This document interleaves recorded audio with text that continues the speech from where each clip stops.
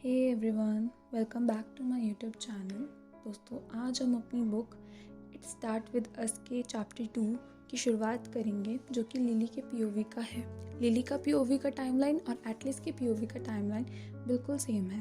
दोनों का ही टाइमलाइन उनकी मीटिंग के 2 घंटे बाद स्टार्ट होता है। और जिन लोगों ने हमारा प्रीवियस वीडियो नहीं देखा है, do check it out for better understanding. Lily का पीओवी स्टार्ट होता है और वो देखती है कि उसके हाथ अभी तक काँप रहे हैं। वो समझ नहीं पाती कि उसके हाथ इसलिए काँप रहे हैं क्योंकि वो बहुत ही ज़्यादा फ्लस्टर्ड है, या फिर इसलिए काँप रहे हैं क्योंकि वो जब से आई है तब से उसने 5 सेकंड का भी ब्रेक नहीं लिया। ना तो उसने कुछ खाया है और ना ही उसने एक भी बार ब्रेक लिया है। तभी वो फाइनली एक बाथरूम ब्रेक लेती है और ख़ुद को मिरर में देखती है। मिरर में देखते ही वो बहुत ज़्यादा एम्बैरेस्ड फील करती है अपनी अपीयरेंस को लेकर, क्योंकि उसकी पूरी शर्ट पर बेबी फूड लगा हुआ था। वो सोचती है कि वो इस हाल में इतने महीनों बाद एटलिस से मिली, जबकि एटलिस तो बहुत अच्छा दिख रहा था, वो स्मेल भी बहुत अच्छा कर रहा था। वो सोचती है कि वो पक्का ब्रेस्ट मिल्क का स्मेल करती है। और लास्ट टाइम अपने आप को मिरर में देखती है और वो देखती है कि वो बहुत ज़्यादा थक चुकी है, लेकिन फिर वो फाइनली अपने वर्क पर जाती है। वो सोचती है कि अब वर्क से ही उसको अपना माइंड डिस्ट्रैक्ट करना पड़ेगा। लिली अपना वर्क स्टार्ट करती है और वो देखती है कि जो सबसे पहला ऑर्डर आया है उनके पास, वो एक अपॉलॉजी का फ्लावर के लिए ऑर्डर है। लिली की खुद की एक फ्लावर शॉप है, वो एक फ्लोरिस्ट है। लिली जैसे ही अपॉलॉजी लेटर को देखती है, उसका मन ख़राब हो जाता है, क्योंकि उसको अपॉलॉजी लेटर सबसे ज़्यादा कम पसंद थे। जब भी वो एक अपॉलॉजी फ्लावर को देखती थी, अपॉलॉजी कार्ड को देखती थी, वो यही सोचती थी कि ये जो पर्सन है, ये अपॉलॉजी मांग किसके ले रहा है। क्या उसने कोई डेट मिस कर दी? क्या उस पर्सन ने लेट घर आए? क्या वो पर्सन की लड़ाई हुई थी? या फिर क्या उस पर्सन ने अपने पार्टनर पे हाथ उठाया था? जब भी वो ये देखती है तो उसका मन करता है कि वो डोमेस्टिक वायलेंस शेल्टर का नंबर लिख के दे कार्ड पर। लेकिन फिर वो खुद को रोकती है कि ज़रूरी नहीं है हर अपॉलॉजी उन्हीं ऑफुल रीजंस के लिए हो जिन ऑफुल रीजंस के लिए उसको अपॉलॉजी मिलती थी। इसका यहाँ पे सीधा सीधा मतलब लिली ये बताती है कि लिली का जो हस्बैंड है, रायल किनकेट, जो कि एक सर्जन है, वो उस पर हाथ उठाता था। आगे लिली और अच्छे से एक्सप्लेन करेगी कि क्या हुआ था उन दोनों के बीच। फाइनली लिली जैसे तैसे करके वो ऑर्डर बनाती है और तभी वो देखती है उसके फ़ोन पर एक इनकमिंग टेक्स्ट है। वो फटाफट अपना फ़ोन चेक करती है, ठीक जैसे हमारे एटलिस ने करा था, ये इसी सो होप में कि जो मैसेज है वो एटलिस से होगा। लेकिन वो निराश हो जाती है जब मैसेज उसके एक्स हस्बैंड रायल ने भेजा होता। रायल के पास उसने एमी को भेजा था फाइनली। वैसे भी एमी को वो रायल के पास बहुत कम टाइम के लिए ही भेजती थी, और वो भी सिर्फ मॉर्निंग में। तो इसलिए वो हमेशा वरीड रहती थी, बिकॉज रायल को एंगर इश्यूज़ है और वो नहीं चाहती उसकी बेटी को थोड़ा सा भी अब्यूज़ सहना पड़े जैसा उसने सहा। तभी वो रायल का मैसेज देखती है और वो नॉर्मल सा एक मैसेज होता है जिसमें वो उसके खाने को लेके कुछ पूछ रहा होता है, और वो अपना फ़ोन रख देती है। जैसे ही लिली अपना आगे काम करने लगती है, तभी वहाँ पर उसकी नेक्स्ट एम्प्लॉय लूसी आ जाती है। लूसी आती है, उसको गुड मॉर्निंग करती है और लूसी इस बदले में जवाब देती है is it. Lily morning person नहीं है, वो मॉर्निंग में ज़्यादा फ्रेंडली फील नहीं करती, और जब तक वो 5 से 6 कॉफ़ीज़ ना पी ले तब तक वो कस्टमर्स को भी अच्छे से अटेंड नहीं कर पाती है। तभी लिली को लूसी अपनी मैरिज में आने वाली सारी प्रॉब्लम्स बताते हैं कि कैसे वो अपनी वेडिंग ऑर्गेनाइज़ करना चाह रहे हैं, लेकिन बार बार जो अभी गिफ्ट कार्ड्स हैं उनमें दिक्कत आ गई है। और वो सोचती है कि इतना टाइम तो हमने डेट भी नहीं करा जितना टाइम इस वेडिंग को ऑर्गेनाइज़ करने में जा रहा है। लिली भी यही सोचती है, पर वो कुछ कहती नहीं है। वो कोई सुपरस्टिशियस पर्सन नहीं थी और ना ही लूसी थी। तभी लूसी उसको आइडिया देती है कि मैं भी तुम्हारी तरह वेडिंग से इलॉप करूँ, मतलब मैं भी तुम्हारी तरह एक प्राइवेट वेडिंग करूँ अपने क्लोज फ्रेंड के साथ जाकर। तुमने भी तो ये चीज़ करी थी ना, कैसा था तुम्हारा टाइम? तभी लिली बोलती है I definitely regret my wedding because she is a divorcee now. लेकिन वो साथ में ये भी कहती है कि इट वॉज़ फन। लूसी भी उसकी बात सुनती है, लेकिन वो कुछ ज़्यादा उस चीज़ को थॉट नहीं देती है और वो अपने काम पे वापस लग जाती है। तभी लिली का बहुत ज़्यादा मन करता है कि वो फाइनली किसी से तो अपनी दिल की बात करे, एटलिस के बारे में बात करे, लेकिन उसको पता था कि ये बात वो लूसी से नहीं करती। तो एक ही लेडी है जिससे वो कभी अगर एटलिस के बारे में बात करेगी तो उससे करेगी। तो वो लूसी को अपनी शॉप की सारी रिस्पॉन्सिबिलिटीज़ देती है और वो कहती है कि मैं बस 5 मिनट में आई एक वॉक लेकर। जिसके बाद लिली अपने घर जाती है और अपनी डायरी खोलती है। लिली हमेशा से ही अपनी डायरी में एलन से बात करती थी, एलन डीजेनरेस से, जहाँ पे वो उसको सब कुछ बताती थी कि उसकी पर्सनल लाइफ में क्या चल रहा है।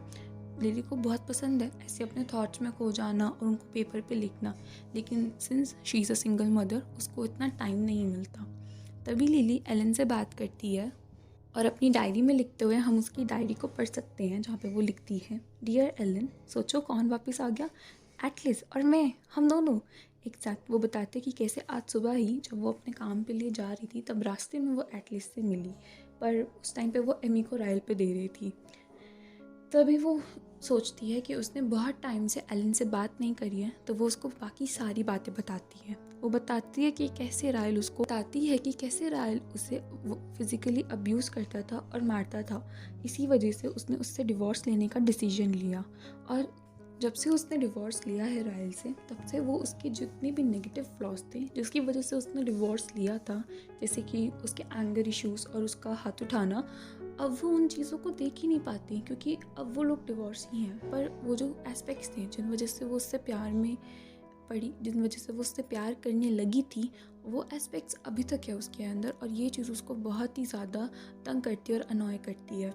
वो एक्चुअली में चाहती है कि वो एटलिस के साथ एक रिश्ता बनाए और वो दोनों एक न्यू स्टार्टिंग करे, लेकिन एट द सेम टाइम उसको रायल का भी डर है। रायल उसकी बेटी का फादर है, तो वो एक कांस्टेंट है उसकी लाइफ में, और वो एक कभी नहीं चाहती कि एमी का और रायल का बिल्कुल भी बॉन्डिंग ख़राब हो। इसी वजह से उसको रायल को पूरी लाइफ अपनी लाइफ में रखना पड़ेगा और उससे डील भी करना पड़ेगा।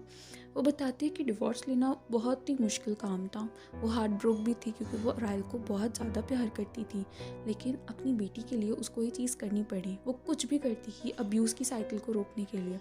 सेम चीज़ उसने अपनी मदर को देखा और सेम चीज़ से वो गुजरी, लेकिन वो कभी भी अपनी बेटी को उस सेम चीज़ से नहीं गुजरने देना चाहती थी। इसी वजह से उसने डिवोर्स लिया। डिवोर्स करते वक्त वो बताती है कि उनके पास चांसेस थे कि लिली अपनी डिवोर्स लॉयर से जब उसने ये चीज़ें डिस्कस करी तो उसके डिवोर्स लॉयर ने उसको 2 ऑप्शंस दिए कि या तो वो अपने डिवोर्स की सारी बातें कोर्ट रूम में ले जा सकती हैं कि वो क्यों डिवोर्स ले रही है, उनके जितने भी रिलेशनशिप के नेगेटिव फ्लॉज थे वो चाहे तो उन्हें कोर्ट रूम में प्रेजेंट कर सकती है, लेकिन चांसेस बहुत कम थे कि स्टिल उसको फुल कस्टडी मिल जाए। इसलिए उसने एक फ्रेंडली वे में रायल से बैठ के डिस्कशन करा कि उन्होंने डिस्कशन करा कि लिली कभी कभी एमी को रायल के पास छोड़ दिया करेगी, लेकिन सिर्फ डे टाइम में। नाइट टाइम में वो सिर्फ तब छोड़ेगी उसके पास जब एमी बोलने लगेगी, सो दैट अगर कभी भी उसके साथ कुछ होए या कभी भी रायल उस पर गुस्सा करे या उस पर हाथ उठाए तो वो लिली को बता सके। वो बताते कि डिवोर्स और ये सारा सेटलमेंट बहुत ही ईजिली और फ्रेंडली वे में हो गया, इतना उसने सोचा भी नहीं था। वो अपने सारे ऑप्शंस को देखती है और उसको ये भी पता है कि रायल का जो मेन एंगर इश्यूज़ थे वो इस वजह से थे बिकॉज उसे लगता था लिली उसके साथ अनफेथफुल है और वो एटलिस्ट को ज़्यादा लाइक करती है उसकी कंपैरिजन में। That was the main reason जिसकी वजह से रायल बहुत बार अपना आपा खोता था और लिली पर हाथ उठाता था। ये जो रीज़न था बिल्कुल भी जस्टिफाइड नहीं था। चाहे तो अगर लिली उस पर एक्चुअल में भी चीट कर दी तब भी रायल उस पर हाथ नहीं उठा सकता था, लेट्स अलोन उसको बेदर्दी से पीटना। लेकिन लिली को ये भी पता है कि उसके दिल में एटलिस के लिए फीलिंग्स हैं और एटलिस के दिल में भी लिली के लिए फीलिंग्स हैं, और वो बात ये अच्छे से जानती है कि अगर वो एटलिस के साथ रिलेशनशिप में आई तो रायल को पक्का कोई ना कोई प्रॉब्लम होगी, और ये हो सकता है कि रायल फिर से अपना आपा खो दे जब वो एटलिस को उसके साथ दिखेगा। वो बताती है कि कैसे रायल को आज तक होप है कि वो दोनों वापस से एक रिलेशनशिप में आ सकते हैं, वापस से ही वैसे ही मैरिड कपल की तरह वो रह सकते हैं। और वो कई बार उसको गैसलाइट भी करता है, उसको इस चीज़ में बिलीव दिखाता है कि वो ओवर रिएक्ट कर दिया था उसने उस सिचुएशन को लेकर, और वो उसको फ्लर्ट भी करता है। वो बहुत बार इस चीज़ की तरफ हिंट देता है कि उसके मन में एक्चुअली होप है कि एक दिन लिली उसके पास वापस आएगी, और उसको पता नहीं कि जब उसको पता चलेगा कि वो किसी के साथ मूव ऑन करना चाहती है, लेट्स अलोन वो गाय एटलिस है, तो रायल कैसे रिएक्ट करेगा। सिंस रायल is the father of a daughter, वो हमेशा उसकी लाइफ में रहेगा as she said before as well, लेकिन उसको एटलिस को भी साथ रहना है। और ये सोच के वो फिगर आउट ही नहीं कर पा रही है कि वो करे तो करे क्या, बिकॉज अगर वो किसी के साथ मूव ऑन कर सकती है या किसी पर्सन को वो दिल से दोबारा से ट्रस्ट कर सकती है, किसी मैन के साथ वो वापस से एक रिलेशनशिप में आ सकती है, तो वो सिर्फ और सिर्फ एटलिस है।